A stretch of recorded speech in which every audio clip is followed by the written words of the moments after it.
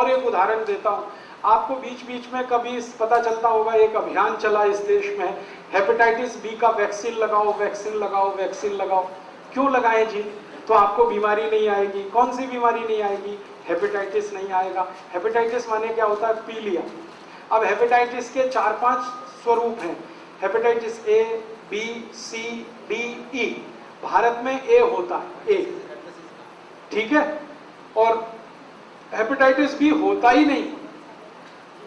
मैं तो 10 साल से खोज रहा हूं, आपको मिले तो मुझे बताइए हेपेटाइटिस बी का एक पेशेंट मुझे दीजिए आप। 10 साल से मैं खोज रहा हूं, सब पेशेंट है हेपेटाइटिस ए के, और हेपेटाइटिस ए का वैक्सीन कोई नहीं लगा रहा है, सब बी का लगा रहे हैं। पेशेंट कोई है नहीं, जबरदस्ती और सरकार लगवा रही है।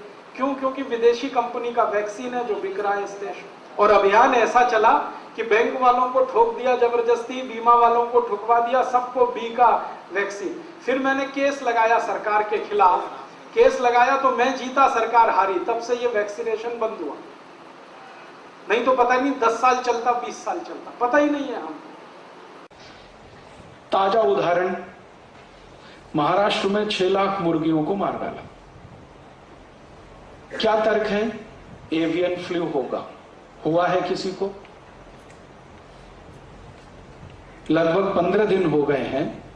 मैं पूरे भारत के कई हॉस्पिटल्स के साथ लगातार संपर्क में हूं कि आपके पास कोई एवियन फ्लू का केस आया हो तो बताइए। कहीं नहीं आया। फिर 6 लाख मुर्गियों को मार डाला किस आधार पर? कि उनसे वायरस फैल सकता है। फैला तो नहीं है, फैल सकता है, इसकी गारंटी क्या है?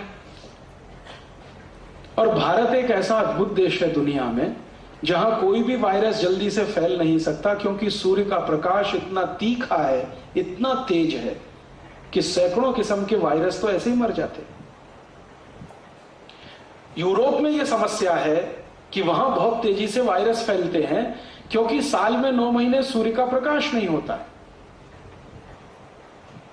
यूरोप के सभी देशों में आप जानते हैं एक साल में 9 महीने सूर्य का दर्शन नहीं होता, और साल में 6 महीने तो -40 डिग्री सेंटीग्रेड तापमान होता है। तो इतने ठंड वाले इलाके में अगर कोई फ्लू फैले, वायरस फैले, बैक्टीरिया बने और वो मल्टीप्लाई करे तो समझ में आता है, क्योंकि उसको कंट्रोल करने की कोई व्यवस्था नहीं है। भारत जैसा तो देश दुनिया में अद्भुत है जहां साल के 12 महीने सूर्य प्रकाश मिलता है, हर दिन सूर्य प्रकाश मिलता है, और आजकल का समय तो 38 डिग्री सेंटीग्रेड का है, जिसमें कोई वायरस पनपना ही बहुत मुश्किल है।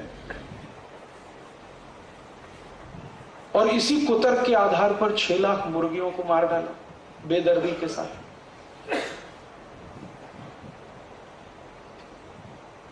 बिना सोचे समझे कि इन मुर्गियों का हमारे जीवन को चलाने में कोई उपयोग होता है।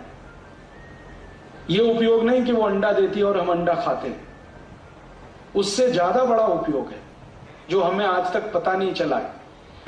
इस प्रकृति के चक्र को नियमित रखने में मुर्गों की बहुत बड़ी भूमिका है। हमारे शरीर को नुकसान पहुंचाने वाले जो छोटे जीव हैं, जो शरीर के शत्रु हैं, उनको खाने का काम ये मुर्गी और मुर्गे करते रहते हैं। चुन चुन के उठा लेते हैं जमीन पे से, ताकि मनुष्य सुरक्षित रहे। तो हम मनुष्यों को सुरक्षा देने के काम में जो मुर्गी और मुर्गे लगे हैं, उन मुर्गे और मुर्गियों को मनुष्य को बचाने के कुतर्क के आधार पर कत्ल करवा दिया सरकार। ऐसे अगर हमारी सरकार को चलाने वाले नेता हैं और ऐसे हमारे देश को चलाने वाले अधिकारी हैं, तो भगवान इनको जल्दी से उठाए